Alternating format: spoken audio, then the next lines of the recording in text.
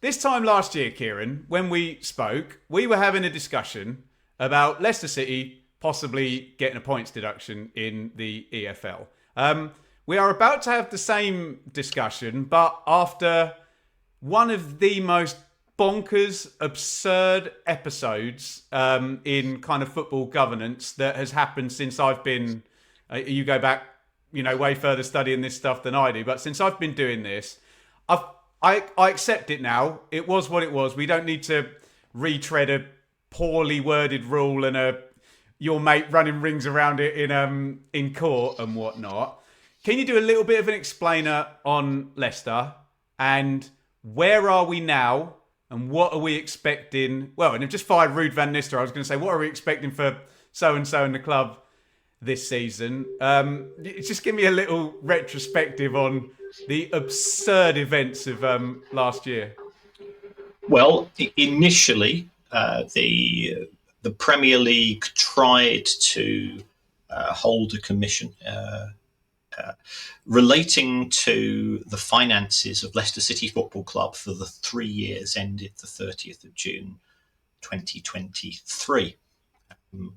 Now, as far as most people were concerned, Leicester City were a Premier League football club because they played. Good one as well, in the top 5, yeah? Not that season. They finished 18th that season, 22-23.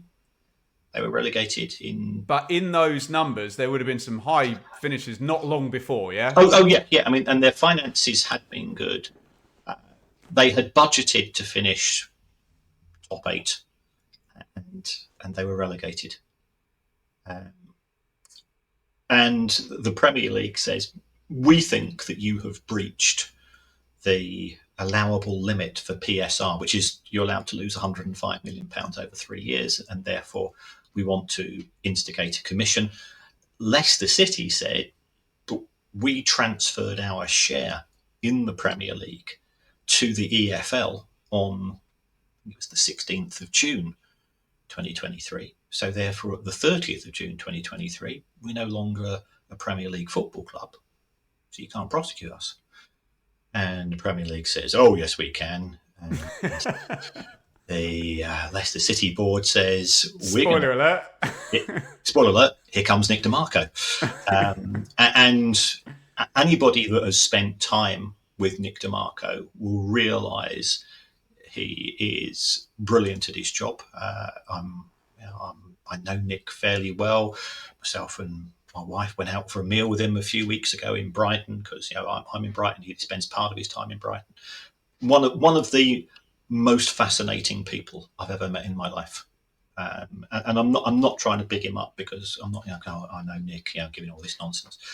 We'll have plenty of Leeds and Southampton fans. No, not necessarily. Well, Leeds fans probably. They're the ones who really missed out, weren't they? Yeah. And then at the same time, for season 23-24, Leicester City said, we think you've exceeded the financial rules for the 3 years ended the 30th of June 2023. We think, therefore, you need to follow a business plan. Sorry, just quickly, the EFL, you mean? I think you said Leicester City. Yeah. Oh, sorry, yeah. So the EFL tried to instigate a business plan and some form of transfer embargo. And Leicester City went back to the EFL and says, we didn't play any football matches in the EFL those 3 seasons, so therefore you can't prosecute. So therefore, they entered a twilight zone. Effectively, for season 2022-23, they were neither part of the Premier League for regulatory purposes, nor were they part of the EFL. And as a consequence, they could be prosecuted by neither of those bodies. As we know, Leicester City were promoted in 23-24. And then there's been various legal cases taking place. We say legal cases, commissions and mediations and so on.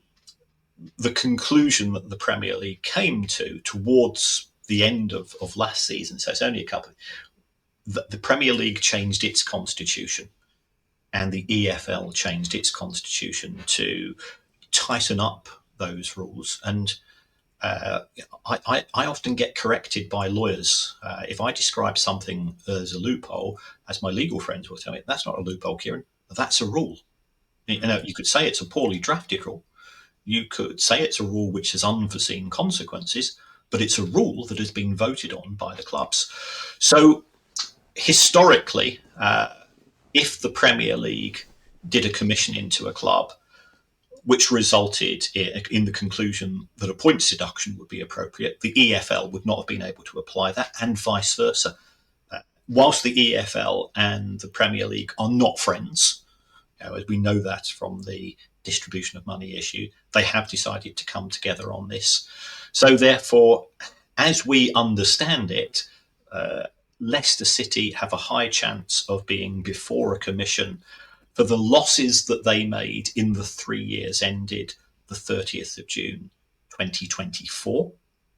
And that commission will be held by the Premier League, and if it results in a points deduction, that points deduction could be charged by the EFL. And in addition, and here going back to that, one of those first questions that you asked me, we know what the rear view mirror is. We don't know what's in our headlights.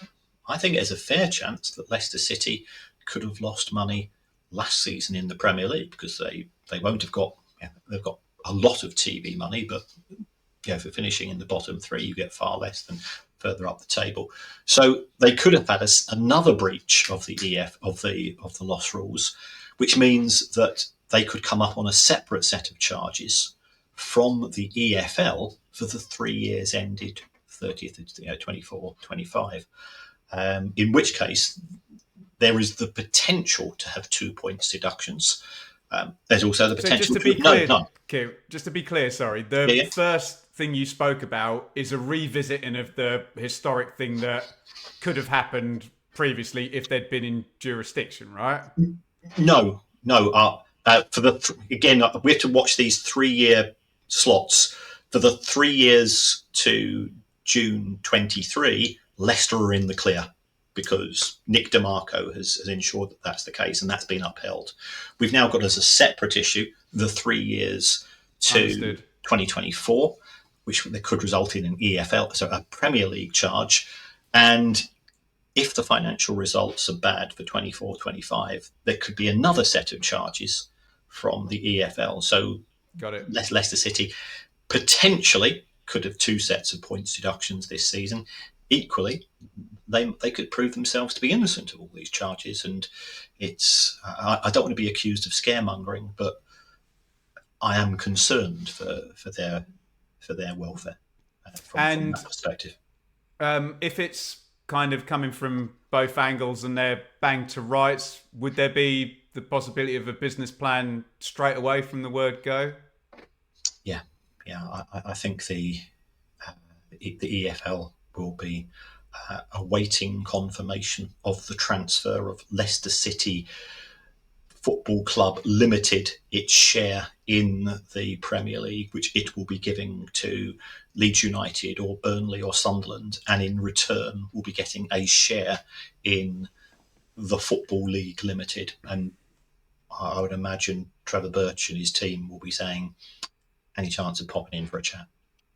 And if you were the agent for any manager being approached by Leicester, would you be telling them, I think you might want to listen closely to what's happening from above before you think about taking that job? For every football managerial vacancy, there are 20 people who want that job. I know people who have managed clubs in League Two who've effectively done it for expenses only, because they love the game. And this is a year one parachute team, albeit with some bother. Yeah. But that's tended to be in League Two because they wanted the exposure, they wanted the experience, they wanted to use that as a potential stepping stone as far as their career is concerned. Supply always exceeds demand, but whoever is the coach, and clearly Van Nistelrooy has gone, whoever is the coach, they're going to have a very challenging set of circumstances. It was noticeable that Leicester used the loan market, and of the 3 clubs that were promoted 2 seasons ago, they were the one who spent the least. There are separate issues and rumours and conspiracy theories surrounding the financial position of the club owners as well. Interesting. Get your thoughts in the comments on what Kieran's had to say if you're a Leicester fan. Hi, it's Kieran Maguire here. Thanks very much for watching that clip. If you want to watch the full episode, click on the link.